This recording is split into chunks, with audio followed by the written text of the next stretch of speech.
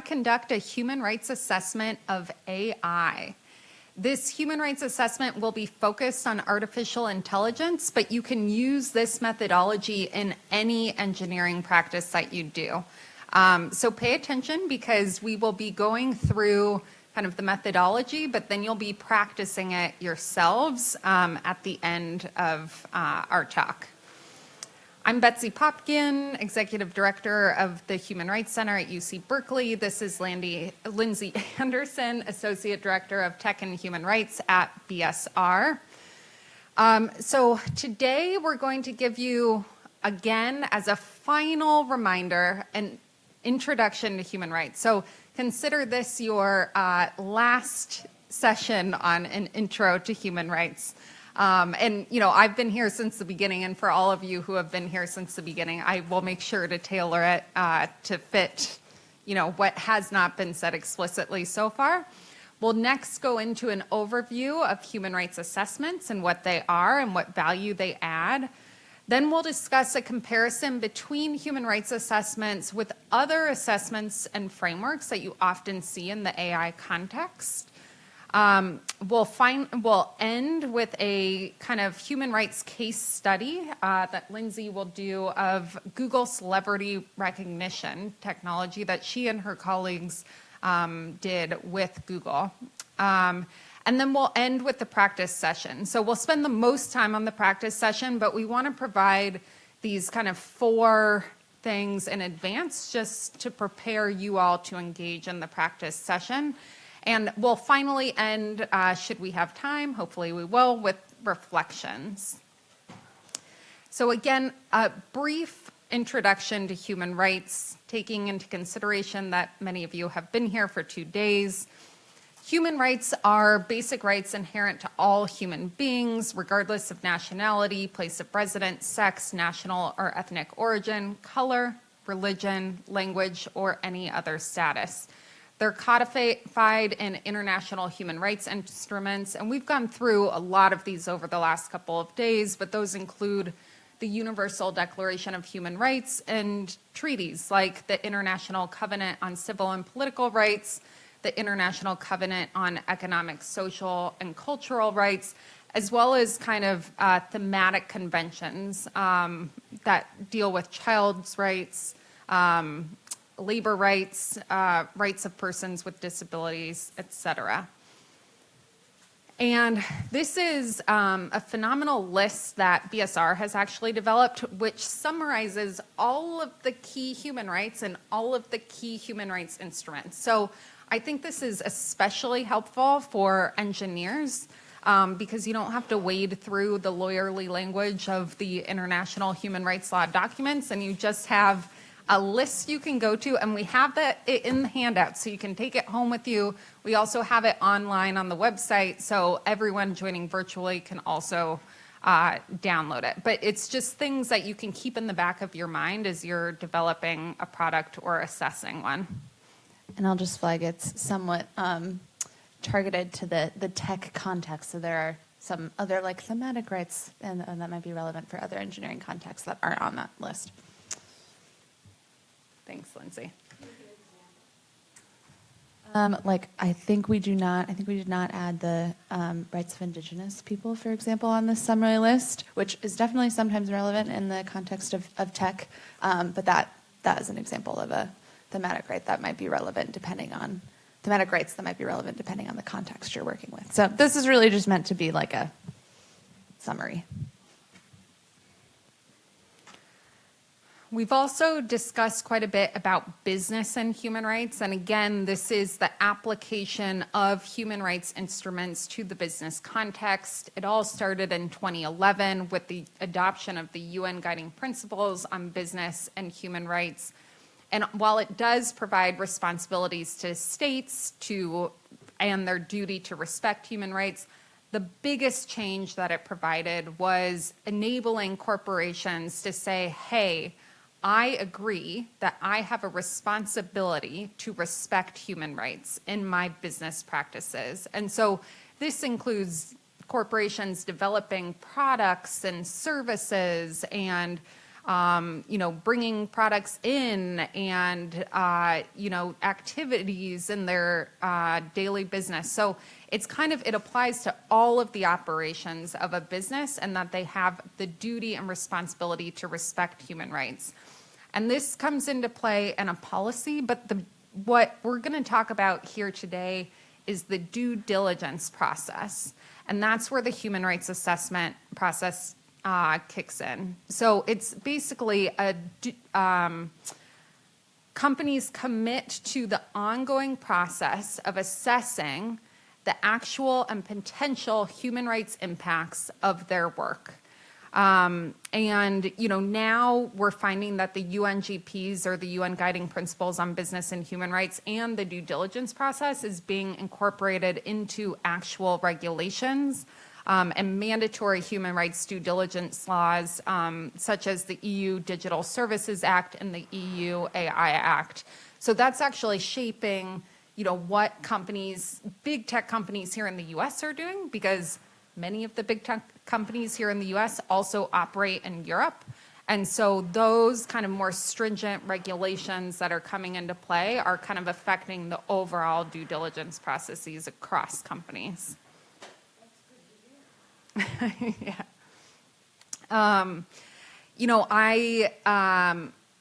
We actually did a first presentation on this during the Fairness and Accountability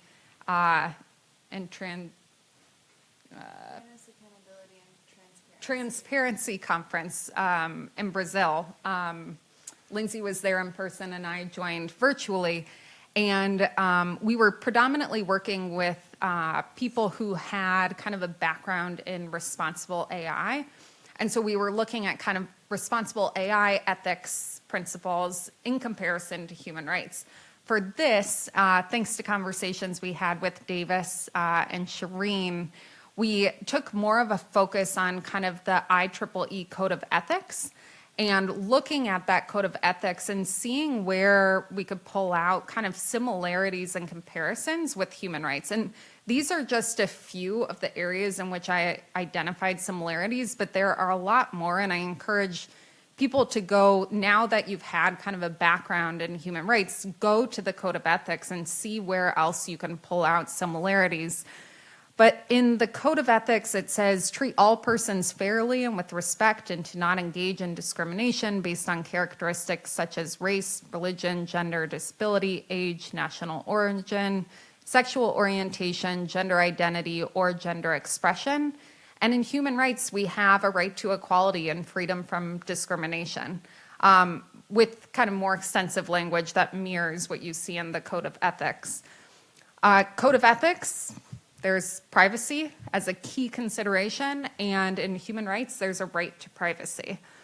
Code of ethics, you see a responsibility to improve the understanding of the capabilities and societal implications of technologies.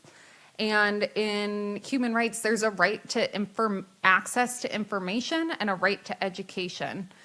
Code of ethics, you see a responsibility for safety, health, and public welfare. Human rights, there's a right to life, liberty, and security, and right to health. So you see these commonalities between the two. And so, while the languages are different, they're not that different.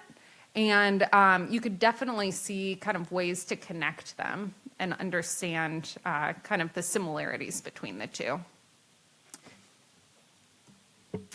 Okay, so now we're going to get into the sort of meat of the practice session today, which is about human rights assessments.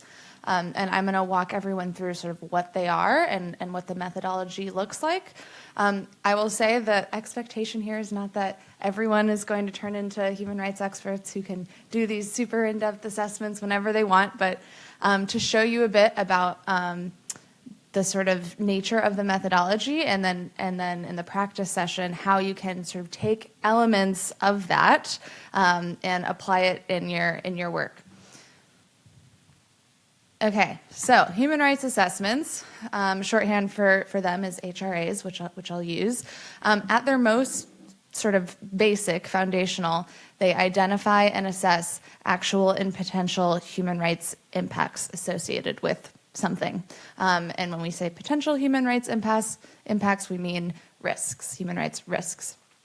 And they utilize a methodology that is defined in the UN Guiding Principles on Business and Human Rights, the UNGPs, to assess the severity of impacts that have been identified and to inform what appropriate action should be taken to avoid, prevent, or mitigate those impacts.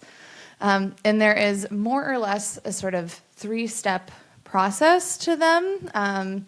The first step is identifying the risks or impacts. And to do that, you go back and look at that long list and walk through it and think, how can these rights be impacted by this particular thing I'm assessing? So you look at the right to equality and non-discrimination and say, in what way could those rights be impacted? And you think of sort of specifically the risks that exist.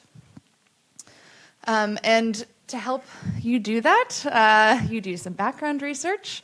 If you're working with a tech product, you'll often do interviews with the product team developing the product, with external experts, and also affected stakeholder groups. And then, of course, you also bring in your own expertise. And then, so once you have your sort of list of all of the risks that could impact various human rights, then you move on to the assess and prioritize phase.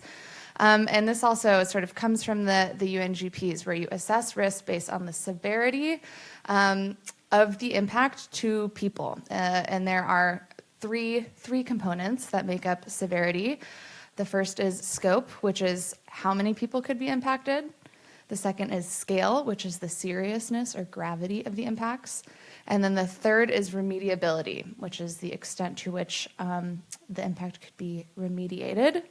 And then you also consider the likelihood of the risk or impact occurring, and you use that to prioritize risks. So you should sort of most severe and most likely risks or impacts should be the highest priority. And then you move to the final step 3, which is identifying appropriate action. That's basically just coming up with the recommendations to mitigate the risks. And the UNGPs outline 2 sort of factors you should consider that should inform how you mitigate risk. One is attribution, which basically means how closely connected the entity is to the impacts.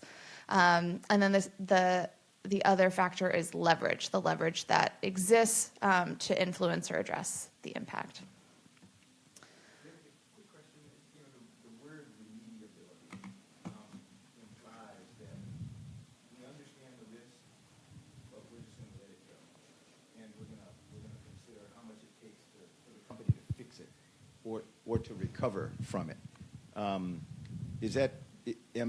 I understanding that part correctly? Because what I was looking for was something in here that says, can we stop it?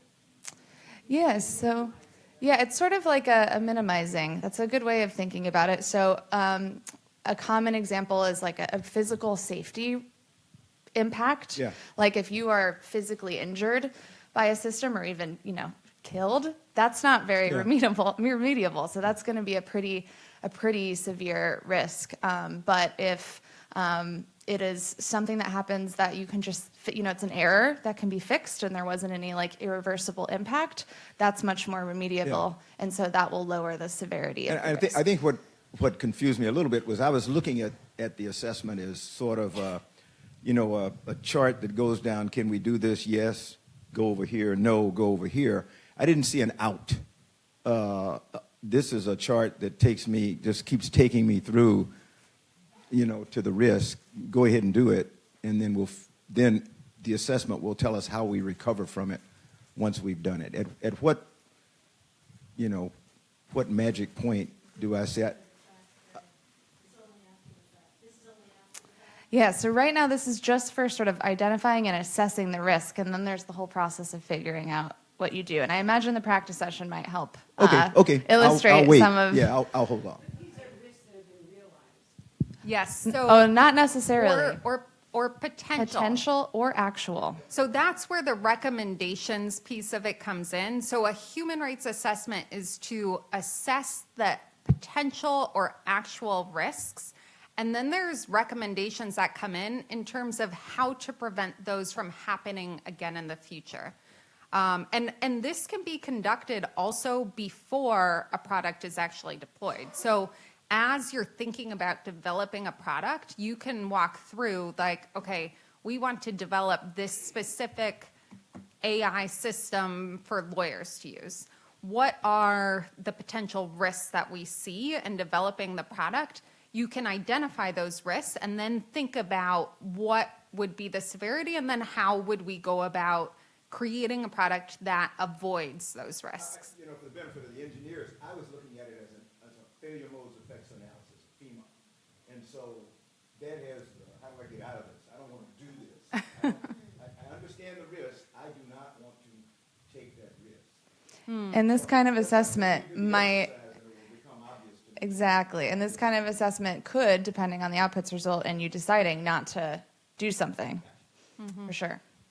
And that's a good segue to this slide, which is trying to illustrate some examples of different scopes of human rights assessments in the tech sector. So that methodology I walked you through is quite flexible, and sometimes we'll do these, standalone assessments where you write up a report, but they can also be, that methodology can be integrated into other sort of internal organizational processes related to risk assessment too, and it can cover a wide variety of scopes. So you could look at a very specific product, for example, a human rights assessment of an object recognition system for retail stores.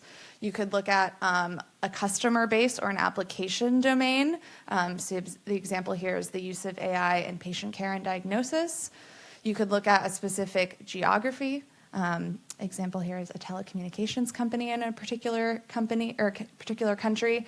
And you can also look at sort of an aspect of governance of a product. So the example here is an AI model release decision. So essentially this methodology can be applied to cover big scope, high level things, even across a whole organization or company down to something super, super specific.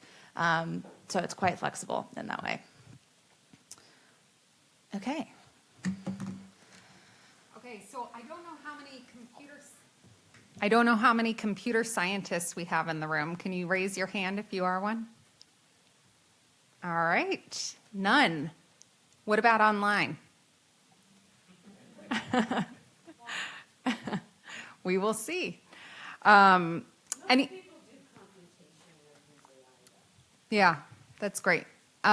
So I'm just briefly going to go over kind of how human rights assessments appear to kind of other assessment and audit frameworks used by kind of folks developing products and services in the AI space. And these are just a few of many frameworks that they use, one being algorithmic audits to identify biases and discriminatory patterns and potential harms in the design, development, and deployment of AI systems. Another being red teaming, which I know is also used kind of extensively beyond AI to identify vulnerabilities, weaknesses, and potential threats in AI models, algorithms, and systems by simulating adversarial attacks and scenarios, and another human-centered design to design in a way that prioritizes the needs, behaviors, and preferences of the people who will ultimately use the product, service, or system being designed. And these are just a few of many, but you can see some kind of overlaps with different kind of human rights issues that we've discussed over the last couple of days in terms of discriminatory patterns, potential harms, potential threats, weaknesses, and the kind of human-centered design process as well. But why HRAs? What do human rights assessments add as compared to other frameworks? So they focus on impacts to people, whereas you don't always see in responsible AI practices or other audit assessment frameworks that kind of focus on people and impacts to people. Focuses on kind of comprehensiveness of risk and impact identification. It gives you an approach to prioritizing risks, and Lindsey will talk more about that shortly. There's a big emphasis on stakeholder engagement and engaging people who use the product or service and people who would be impacted by the product or service. There's a big emphasis on accountability and remedies. I talked a little bit about that in my panel earlier today and what we're doing to provide kind of recommendations for remedies for tech companies who are developing LLMs to deploy in their development of LLM products. Their adaptability to a variety of contexts, and it's an established internationally accepted methodology, and assists with regulatory compliance now that the EU is beginning to pass regulations requiring human rights due diligence. That being said, HRAs don't do everything, and we don't recommend this as a replacement to current methodologies, but as kind of an added benefit, an added process that can take place. So they may not cover all of the relevant risks or impacts. They're more qualitative than quantitative, and they're not technical assessments. So there are definite advantages in terms of gaps that can be filled by human rights assessments, but they don't do it all. So we don't recommend they replace everything you do, but that they are an addition to kind of focus on the impacts to humans. Okay, and now I'm going to walk everyone through an example, which I think helps make it feel a bit more tangible. So this is a real-life case study of a human rights assessment that BSR did a few years back with Google Cloud. They had been planning on launching a celebrity recognition tool. That was a facial recognition tool that could search and identify celebrities in different images and video. And this is apparently an interest in the media and entertainment industry. And so they hired us to come in while they were still sort of developing this product to do a human rights assessment. And then they were able to integrate the findings from that assessment into the celebrity recognition API that they released. So I'm going to sort of walk through, summarize the assessment. You can see if you Google BSR, Google Celebrity Recognition Human Rights Assessment, you can read this for yourself. But there were a couple interesting sort of points of analysis that came up that were important for grounding the human rights risks that we identified. One was the definition of a celebrity. There was no definition in the media and entertainment industry, and that had implications for like whose faces could be included in this database. We also discovered that celebrities can be vulnerable in certain contexts, even though they're traditionally thought of as powerful. But particularly if you're a celebrity but you hold some other sort of vulnerable identity, you might face sort of additional threats. We clearly identified that the issue of meaningful consent needed to be addressed, that there should be consent if your face is going to be included in this database. We noted a tension between sort of privacy rights of those in the database and the idea of newsworthiness or sort of like public value of the information. We identified that the human rights impacts could vary depending on the sort of content type that the database was used on. So whether it was professional media where, presumably the celebrities had been, consented to being in and were in often cases being paid for, versus appearances of celebrities in the news versus user-generated content or something like surveillance footage. And then finally, there was some analysis about, what is Google's responsibility as the developer of this product versus the responsibility of the media and entertainment industry customers who'd be using it. And then on the right are the sort of key human rights we identified as most impacted, with some examples of those specific risks. So privacy is a big one, particularly related to the risk that someone could be included in the database without providing informed consent. Freedom of expression was another one. An example risk there was that the tool could potentially be used by government entities for censorship. They could, find content featuring a particular celebrity they didn't like and use it to try to get that censored. There was a risk it could result in discrimination because it could be used to potentially reinforce negative stereotypes in the media by its ability to identify different celebrities of different backgrounds. There was the risk to bodily security rights if it was used as a tool to sort of like harass, threaten celebrities. And there were risks to child rights if children were included as celebrities in the database, and children cannot provide informed consent on their own. And then finally, access to culture, which is one of those interesting sort of lesser known rights, and the impacts here were kind of related to the discrimination piece of like the risk of this being used to sort of privilege certain forms of cultural expression over others. And so we made a lot of recommendations to Google, and on the left are sort of recommendations that they implemented that were specifically for actions for Google to take, and then on the right were sort of recommendations of actions that entities outside of Google needed to take to address the risks. So the first thing for Google was they implemented service-specific terms, which basically limited the use of the tool to professionally filmed media only, so not news media, not user-generated content.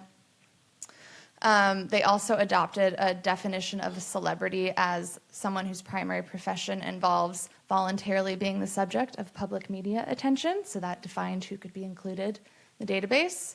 They implemented an opt-out policy, so celebrities could opt out of having their faces in the database. And they established a customer gating process, which basically is like a screening and approval process for potential customers. So they had to come from the media and entertainment or sports industries. They had to declare an allowable use case and agree to only use professional media. And then in terms of the actions we made recommendations on by others, we recommended that there should be some industry standards or norms related to the use of this kind of tool, that there was a role for public policy and regulation related to the use of facial recognition, and that also the media and entertainment companies who were the customers ultimately needed to sort of do their own due diligence and prepare for things that could go wrong and provide a grievance mechanism in the case of harm. So that is an example of what a real-life human rights assessment of an AI product looked like in practice, and is hopefully helpful as we move into the practice session. Yes, Alice, go ahead.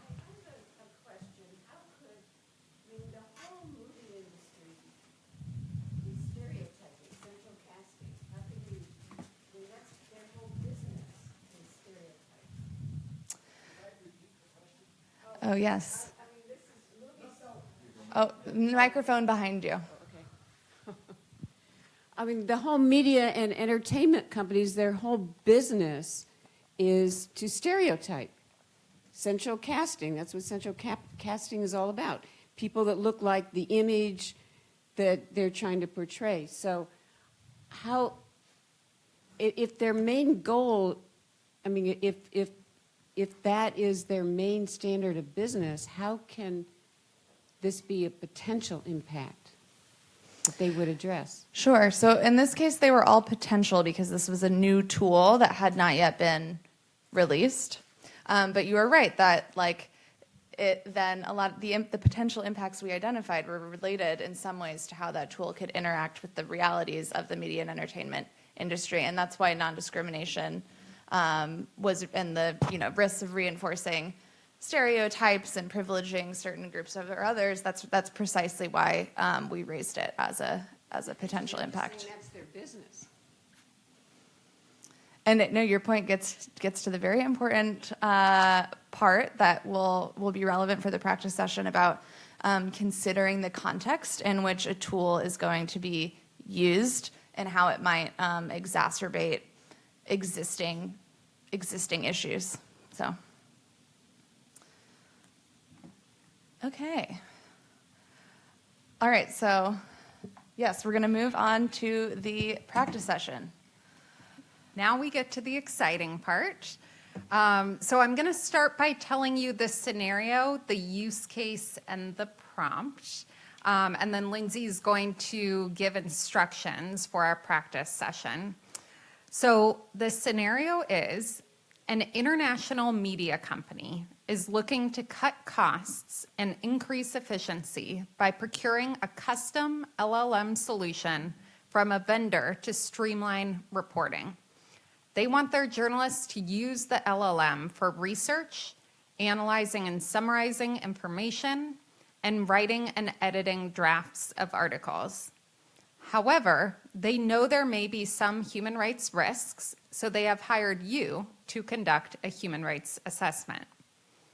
So the use case is a journalist is using the LLM for the first time as part of reporting on COVID-19.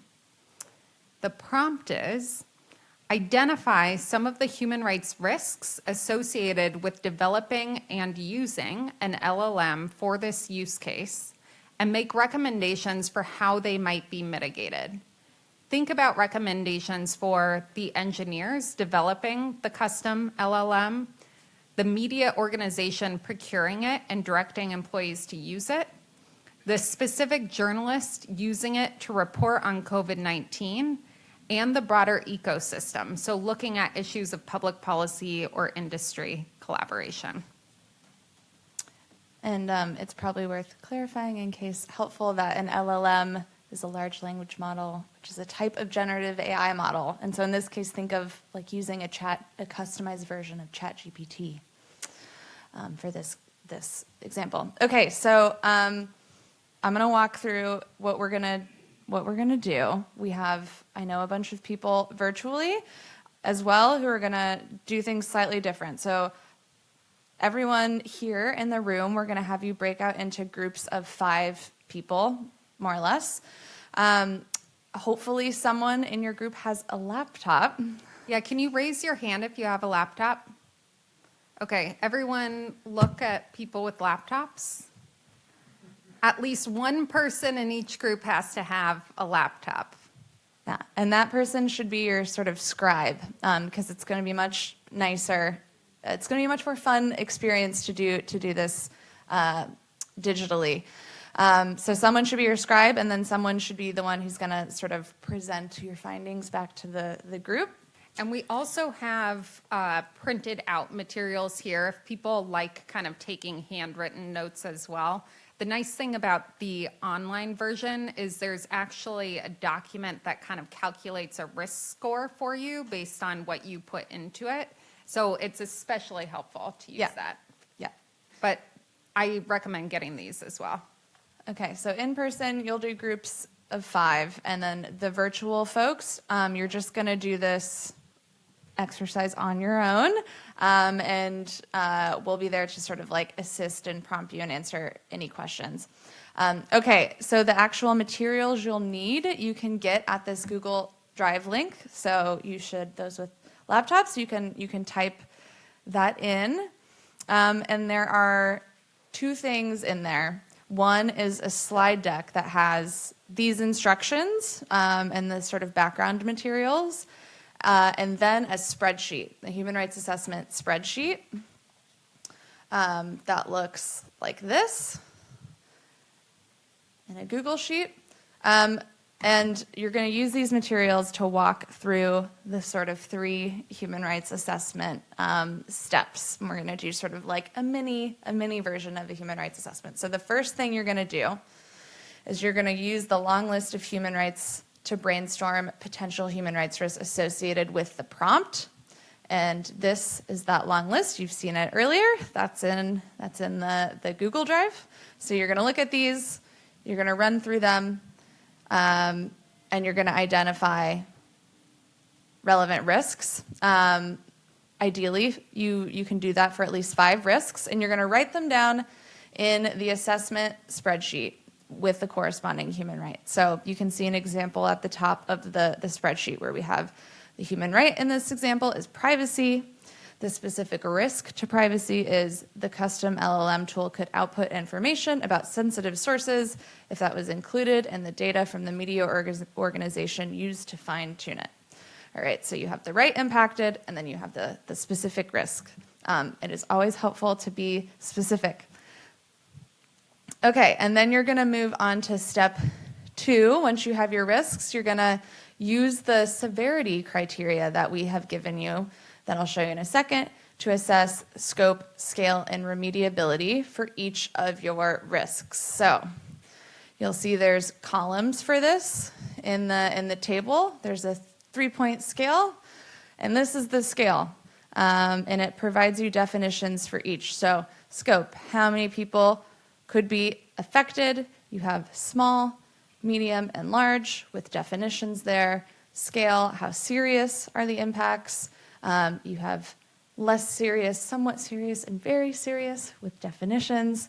And then the same for remediability. So this is going to be like your key, your rubric for the assessment piece.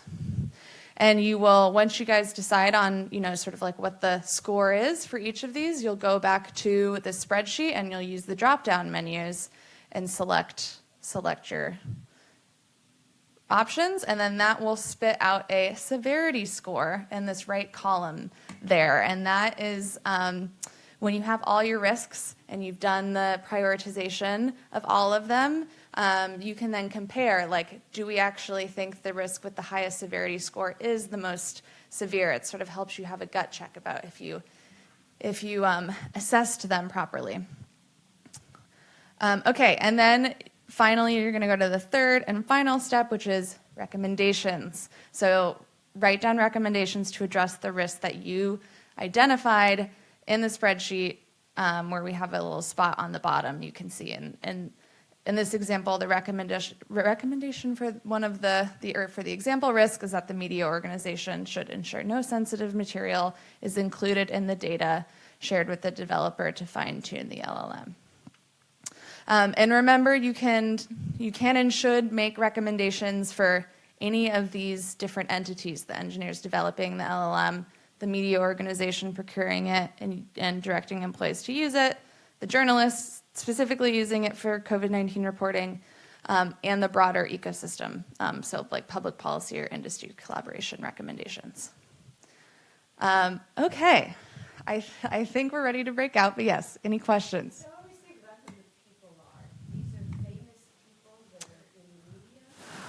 No, so this is an international media company looking to cut costs and increase efficiency by procuring a custom LLM solution from a vendor to streamline reporting. The Google celebrity recognition tool was just an example of a human rights assessment that's been conducted in the past. But you'll have in the materials online, as well as in here, the session prompt to remind you kind of what the kind of scenario is that you're assessing. Any other questions before we get started? Okay, go ahead and break up into groups of approximately 5. Make sure you have at least one computer per group, and then I can pass out some of these materials. You'll have around 20 or so minutes, and we'll give you time warnings. Oh, and I forgot to mention, if you're using the spreadsheet on the Google Drive, please make a separate copy for your group so that everyone's in their own spreadsheet. Or if you're online, make your own individual copy.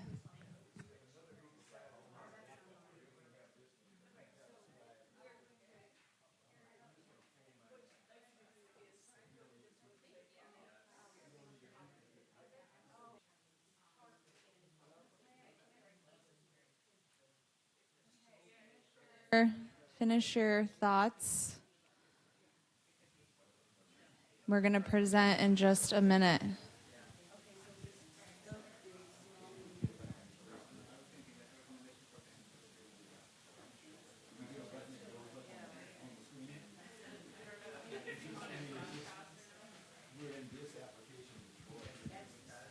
Sorry?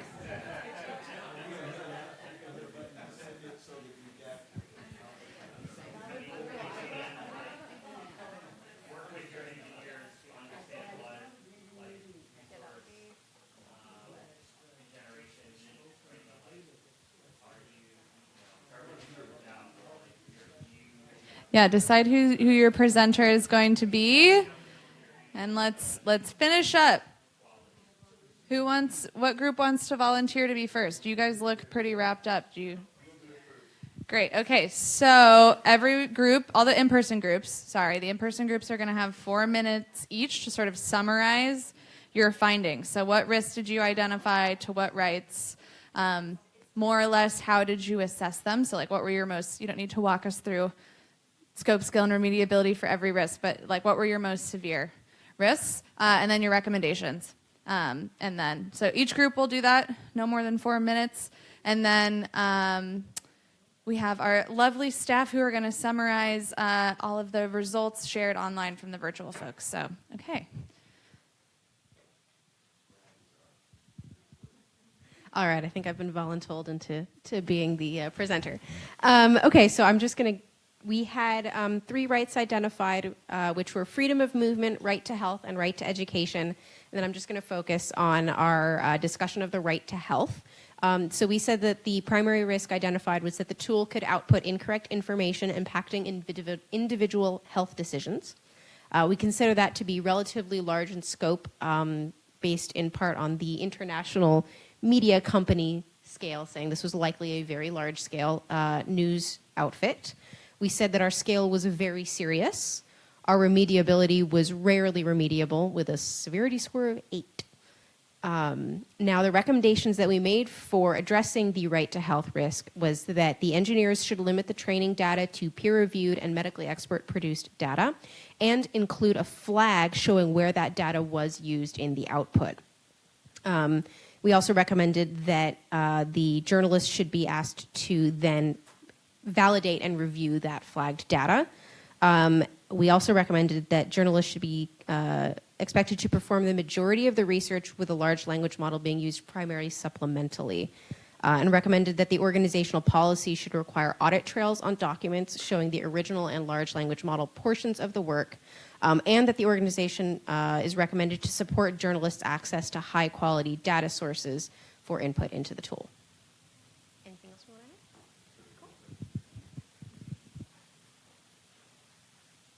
add? Awesome. Impressive number of recommendations, guys. So good job. Yeah, mic drop early. Okay, which group wants to go next? All right. We also had right to health. We spent most of our time on just all of the things that it could be without as much discussion on our recommendations. But so we had right to health, right to science, access to information, labor rights, right to rest and leisure, freedom of movement, equality and non-discrimination, right to privacy, education, and disability rights. Freedom of movement's on there twice. So yeah, we agree, maybe we said possibly remedial in the case of misinformation, so 7 or 8. Just as like our internal discussion, we thought like if it's not remediable, it should be instantly the highest score instead of just adding 1. So this little like tool doesn't give us like, it's just a linear scale, seems like, adding 1 to 3. So like maybe there's a way to flag if it's not remediable, like we should have the highest score. The other thing that was, walking through the right to equality and non-discrimination, we said the risk here is built-in bias may favor some groups or make others vulnerable. Discrimination against individuals of Asian descent early in the COVID pandemic, that was a China virus or so, right? So that was depending on where we thought the scope, so perhaps a smaller scope in terms of total population influence if this was in the United States, for example, but somewhat serious and rarely remediable for a score of 5. Our recommendations around some of these things were, again, to build in sourcing or I forget also, again, what RAG stands for. Retrieval Augmented Generation was that's a TLA, I didn't know, 3-letter acronym. So the ability to source the information that the LLMs are generating from. So that's like a development or an engineer recommendation for media organizations. Like I don't know, there needs to be some standard. LLMs were used in the generation of this article, and like I've certainly heard if nobody bothered to write it, why should I bother to read it? Kind of like we're just creating bullshit out there. And then for the specific journalist, like, do I understand what that retrieval augmented generation means? I'm going to steal that other group who said, like, it should be primarily sole sourced with, like, this little augmentation. But, like, do I understand how that information is augmenting my work? And I think that's everything I'm going to share. We're also called LLMs for LLMs because I also used ChatGPT to see the difference between our group's discussion and just what an LLM would say. So, Yeah, good job, guys. All right, final group. Who's your presenter? I think we've covered most of it by the rest of the class here, but maybe Amy could go. Amy could talk about right to benefit to a scientific advancement and right to own property, because you were talking about the first part of it. Well, I'll start it and you can finish it. You may lose IP, if there's not attribution to the source. Readings could be deprived of scientific accuracy, and thus you're losing your right to scientific advancement. Remediation, you might be able to validate the data. And it was a very large, very serious problem. Validating the data for one, and I guess putting the sources. The IP, so they don't lose their IP. All right. Well, thank you, everyone. Let's now go to our friends joining us virtually. And Anna, can you read off to us some of the risks and recommendations Yes. that people identified? So the top 5 risks that the online group identified were right to health, right to life, right to benefit from scientific advancement, right to privacy, and the right to education. For a couple of them, like the right to health, they said that it would be large scope, very serious, and possibly or rarely remediable. Remediable. And then for right to life, they said very serious, rarely remediable. And the recommendations included rigorous fact-checking, especially on public health topics, potentially implementing a policy that any information that comes from an LLM be verified by a second non-AI source, require disclosure on the top of articles that an LLM was used to prepare the text, similar lines, provide clarity on sources. If an LLM was found to be giving false health information, journalists could be tasked with reporting this to some sort of authority. Someone said that their suggestion is for engineers to sometimes figure out what they don't want, not just what they do want, and to go from there. And then someone said something it's not really a recommendation, but they noted that financially incentivized competition for placement and attention, in newspapers, journals, can place inaccurate or incomplete information in front of simplified, direct communications for people and their needs. Oh, with our last few minutes, we'd like to reflect on the session and just ask people, what did you learn from this? Hard. Seriously, one of the things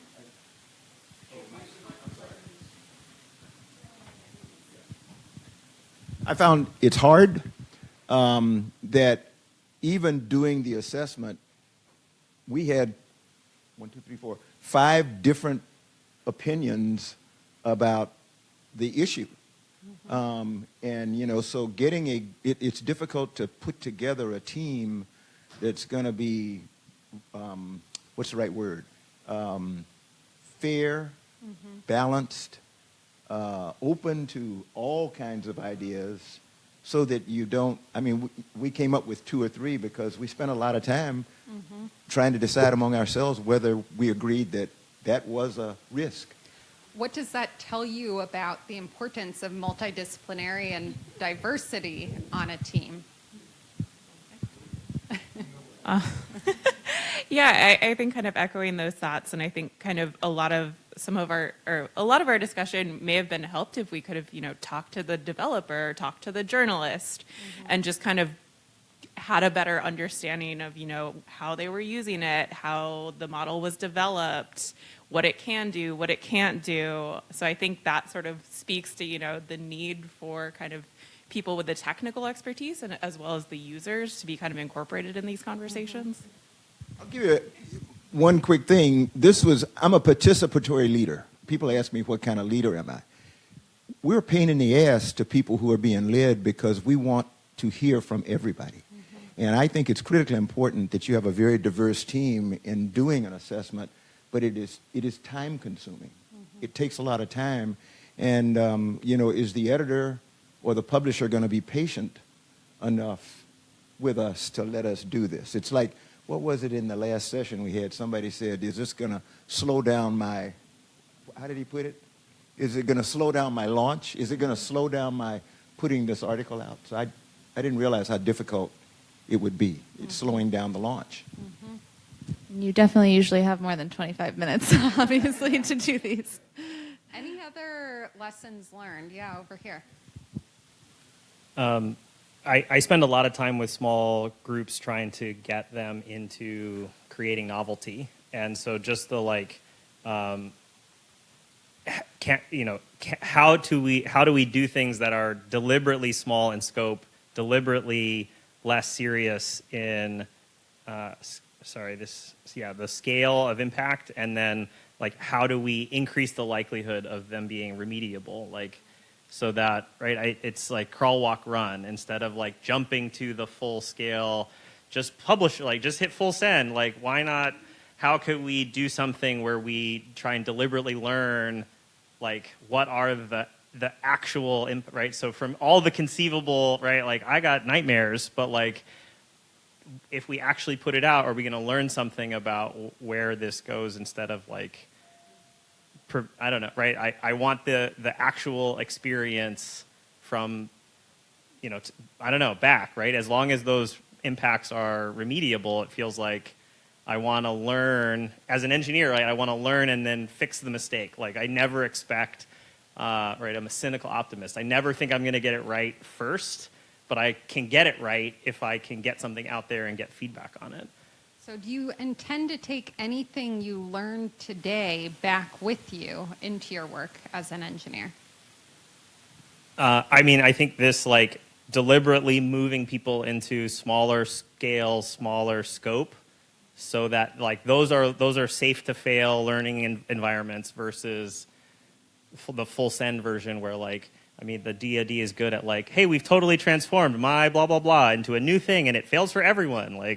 That was embarrassing. So how can you go somewhere small? I was if anybody subscribes to the Atlantic, they have the new Atlantic Labs, and all over that website it's this is an experiment, and I'm that's smart, right? You're there's a lot of messaging that's you're trying something and you're not sure yet, and if it fails, that's providing a customer experience that there's a bunch of error messages.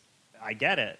So that user experience is a more it's easier to accept the failure than you were supposed to be professionals. How come this doesn't work? So Thank you. And then one more, Glenn, and then we'll have to wrap up, unfortunately.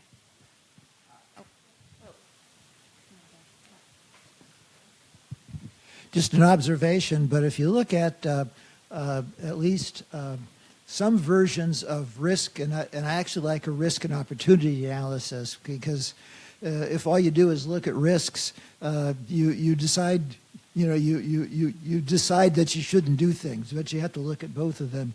But at least one version of this has what is the item, what's describe it, so we know what we're talking about, what's the probability, and usually that's by some judgment. What's the impact if this happens? Very importantly, how can you mitigate it? So I'm using words from this, but I think you're seeing that the words for this are aligned very well with this assessment. The last thing is, what are you going to do about it? So I would think that this could be very well integrated into a broader risk and opportunity assessment, and this becomes one lens for looking at if we do this. It's a human rights lens, but obviously if you are and this is where I've used it, is developing and evaluating and refining alternatives for a solution. So you go through it iteratively, but this can integrate very well into that and just provides an important lens. So it's not necessarily a standalone thing. Absolutely, and that's our hope, is that not that this replaces assessments that are already conducted, but this adds value to assessments that are already conducted and provides a framework that you may not already have. So thank you very much to everyone in person and online for joining us. And I believe I'm turning it over next to Mr. Wesley.